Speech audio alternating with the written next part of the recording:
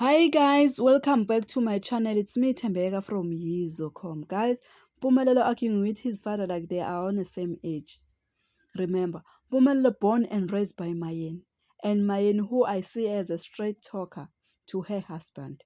And there is Umusa on the other side who do things on his way, who used to say, Abahamba bahambayo sosala sincenga, just because he want to take another wife, while others don't agree to that. And Musa put Mpumelelo into trouble the time he shot his father enemy. Now, when Mpumelelo told his father to fix all the mess he put him through, it seems as Mpumelelo disrespects his father. And Sneh agrees to that. But finally, Usne seems how important to respect her father.